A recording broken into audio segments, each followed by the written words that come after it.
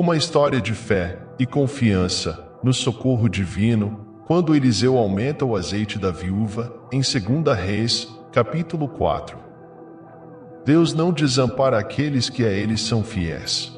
A multiplicação do azeite da viúva nos traz uma lição de vida acerca do amor do Pai para com os seus pequeninos. Ele não abandona os seus servos, mas os ouve nas suas angústias. Nas horas mais difíceis, Deus está preparado para atender o justo clamor dos necessitados. A fidelidade do Senhor está presente em vida e até depois da morte, pois ainda que nós sejamos infiéis, Ele, o Senhor, permanece fiel e vela pela sua palavra, para fazer cumprir as suas promessas na nossa vida e da nossa família. Espero que este conteúdo tenha relevância para a sua vida. Não deixe de se inscrever em nosso canal para receber notificações de novos vídeos. Procuramos neste estudo abordar os pontos mais relevantes do texto de 2 Reis, capítulo 4, versículo 1 até o 7. Mas antes de entendermos melhor esta passagem, vamos ver como estava a situação das viúvas no Antigo Testamento, em Israel. Esta história em que Eliseu aumenta o azeite da viúva ilustra um pouco da luta histórica que as mulheres passavam e do estigma religioso que recai sobre elas. Sobre a mulher pesavam os duros trabalhos do lar, a mulher trabalhava no campo, fazia pão, tecia e vários outros afazeres do lar. Mas a mulher não herdava de seu marido, nem as filhas de seu pai. O voto de uma mulher casada não tinha validade, a não ser se fosse consentido por seu marido, que tinha o poder de anular. Na família, a estima da mulher só aumentava quando ela se tornava mãe, sobretudo de um filho varão. Do ponto de vista social e jurídico, a situação da mulher em Israel era inferior à que tinha nos países vizinhos. A mulher tinha quase sempre todos os direitos de um chefe de família no Egito. Na Babilônia, ela poderia adquirir bens, agir judicialmente e ter parte na herança de seu marido. Mas no reino do norte de Israel, muito frequentemente, as viúvas, principalmente as cheias de filhos, encontravam-se em condições miseráveis. E elas eram protegidas pela lei religiosa, parte que os homens pareciam ignorar. A lei recomendava a caridade do povo, juntamente com os órfãos e os estrangeiros. A nenhuma viúva nem órfão afligireis. Se de algum modo os afligires, e eles clamarem a mim, eu certamente ouvirei o seu clamor. Êxodo 22, versículo 22 e 23. No Antigo Oriente, as viúvas por si mesmas já eram muito vulneráveis à pobreza. No Novo Testamento há também a história da viúva de Naim. A viúva de um profeta ficava ainda mais exposta a passar dificuldades, pois os profetas eram muito pobres na época. Eles estavam preocupados em buscar as coisas de cima. Os profetas não pensavam na vida, a não ser em vivê-la por meio da espiritualidade e do entendimento acerca de Deus e da sua vontade. E a esposa de um desses profetas, desamparada, desesperada, vem ao homem de Deus com um relato dramático. E uma mulher, das mulheres dos filhos dos profetas, clamou a Eliseu, dizendo: Meu marido, teu servo, morreu. E tu sabes que o teu servo temia ao Senhor, e veio o credor, para levar os meus 2 filhos para serem servos. 2 Reis, capítulo 4, versículo 1. A lei israelita permitia, como forma de proteção ao credor, que se tomasse os filhos dos devedores, para que trabalhassem até que a dívida fosse paga. Mas em Deuteronômio 15, versículo 1 até o 18, há uma ressalva para que isto não fosse feito em tempos de fome ou grandes necessidades. As pessoas que viviam na pobreza tinham uma vida muito dura. Eles tinham que enfrentar a desesperança todos os dias. Coisas simples como comida e roupas fazem a diferença entre a vida e a morte. E os problemas da viúva foram multiplicados com a morte de seu marido, deixando dívidas que ela não podia pagar. E é fato que esta pobre mulher vem a Eliseu, logo após a guerra entre os reis de Israel, reino do norte, e de Judá, reino do sul, contra o rei dos Moabitas. A morte e pobreza extrema estão sempre ligados às misérias da guerra. Geralmente, o tipo de pedido que a viúva fez a Eliseu era direcionado ao rei, a autoridade judicial suprema do país. Porém, como a lei não proibia a tomada dos filhos pelo credor, e como era algo já culturalmente aceito, até nas demais nações em redor de Israel, de acordo com o Código de Hammurabi, artigo 117, a viúva não viu outra saída a não ser clamar pela misericórdia divina.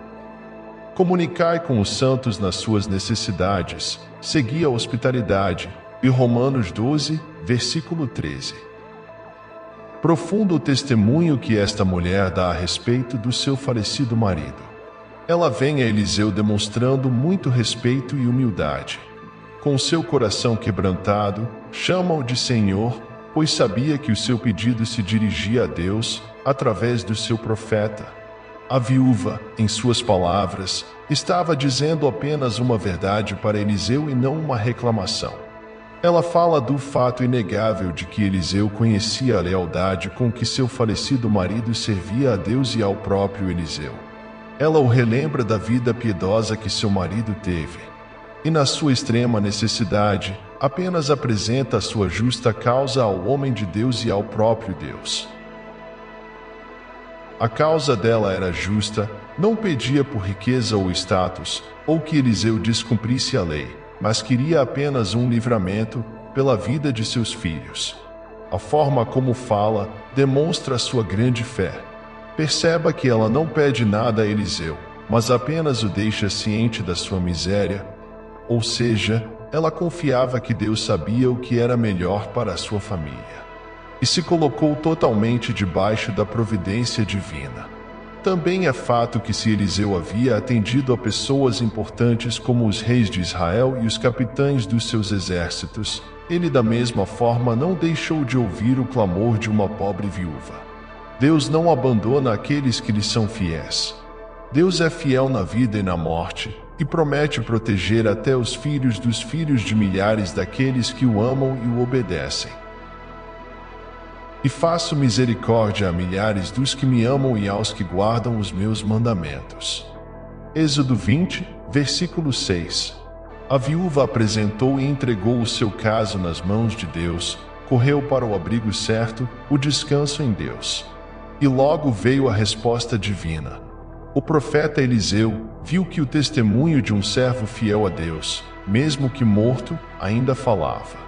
Pela fé Abel ofereceu a Deus maior sacrifício do que Caim, pelo qual alcançou testemunho de que era justo, dando Deus testemunho dos seus dons, e por ela, depois de morto, ainda fala. Hebreus 11, versículo 4.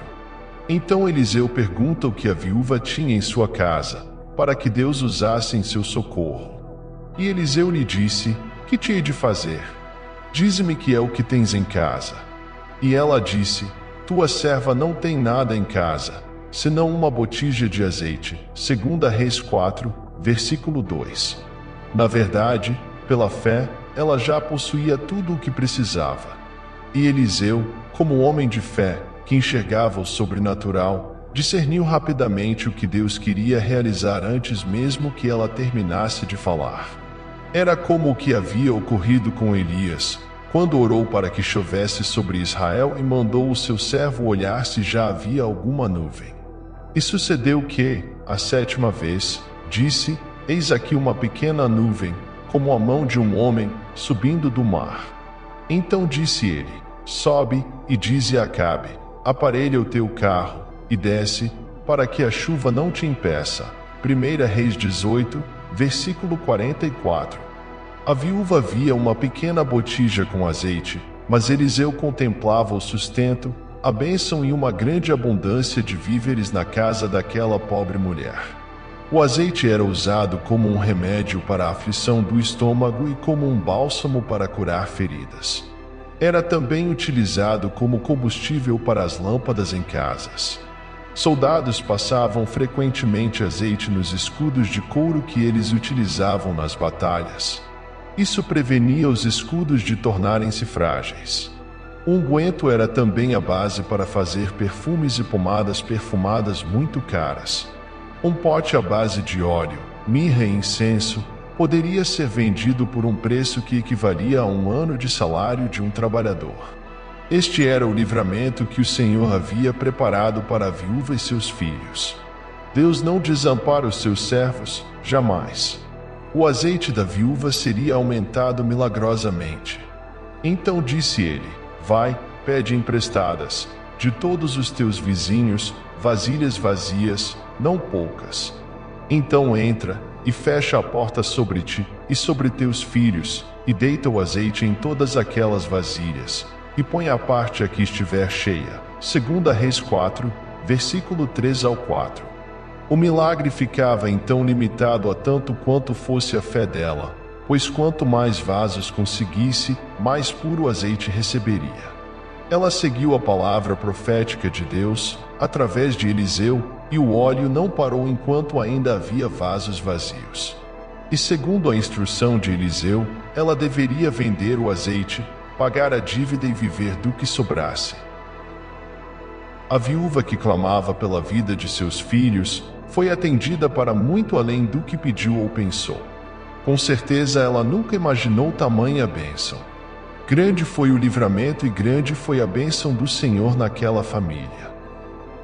Ora, aquele que é poderoso para fazer tudo muito mais abundantemente além daquilo que pedimos ou pensamos, segundo o poder que em nós opera. Efésios 3, versículo 20. Há momentos em que as circunstâncias nos levam a situações semelhantes à da multiplicação do azeite da viúva. Horas difíceis, quando achamos que nada mais nos resta na vida. Sentimentos de vazio, de abandono podem passar no coração. É como se estivéssemos perdidos por caminhos sem solução. Mas aprendo nesta mensagem que se ainda houver um pouquinho de azeite na nossa despensa, Deus poderá usar para nos projetar em caminhos de vitórias. O azeite é o Espírito Santo e ele habita em você. E Deus pode aumentar esse azeite de forma a te ungir poderosamente e te envolver com esse unguento santo. E o que você tem em casa? O que você sabe fazer? Às vezes achamos que é pouco, que é desprezível o que sabemos. Mas com a unção do Espírito Santo, esse pouco pode se transformar em abundância. Deus usa as pequenas coisas para confundir as grandes. Deus usa os fracos para confundir os fortes. O seu poder se aperfeiçoa na fraqueza. Peça, clame, ore, apresente a sua causa a Deus. E confie, faça, realize, pois com a unção do Espírito, enquanto houver vaso vazio, o óleo não vai parar. Que Deus possa abençoar a sua vida e trazer paz ao seu coração aflito. Muito obrigado por ter assistido este vídeo que preparei com todo o amor para você.